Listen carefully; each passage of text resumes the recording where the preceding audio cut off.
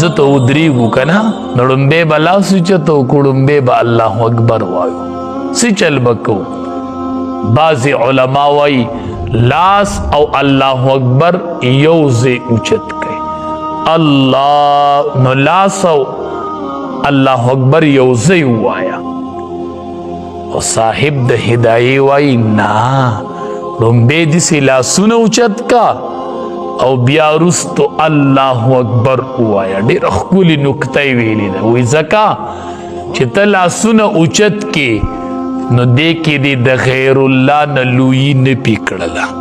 چې د الله نه علاوه هېڅوک هم لوی نه منم نو بیا وایي الله اکبر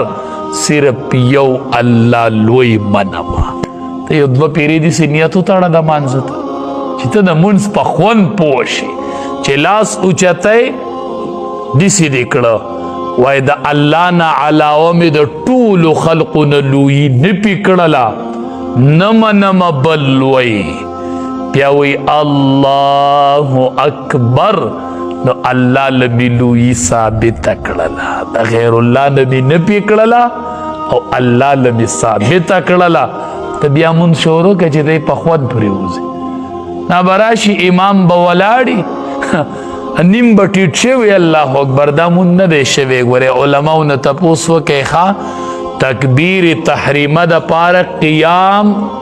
ضروري دی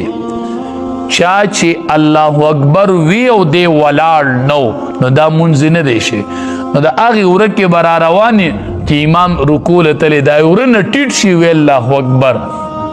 نو د قیام چې دی دا دې دپاره د تکبیر تحریمه دپاره قیام شرط تے شرط او دی شی رکات کنا منڈ ولی وی منڈ موخا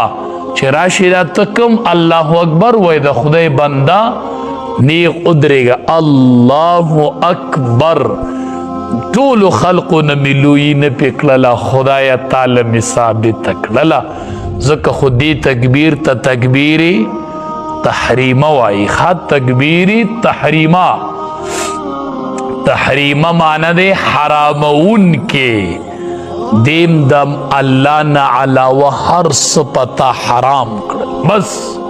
یو دا اللہ سر مناجات شروع شو ذکر خودی تا تکبیر تحریمہ وائی کر دا ارس حرامی خوراک سخاک لوبی صحابی وی مونگ نبی علیہ السلام من کرلو دا دین چی مونگ دی پمانزکی کپڑی سمی کو ویخت سم مونږ چې سجدې لزونو خبر یا رکوع لزو دا کپړې ښکلې په ځان پسې راون غاړې نیسې بیا کتله ښه وسکټ پریسي په ځان پسې راون غاړې بیا به په مانځه کې به وسکټ راون غاړې او کپړې به راون غاړې بیا به حضرت رکوع سجدې له لاړ شي او ښه په ویښتو کې به پکې ګوتې ووایې بیا به سجدې له لاړ دې مونځ ته الله نه ګوري نه دې مونځ ته الله نه ګوري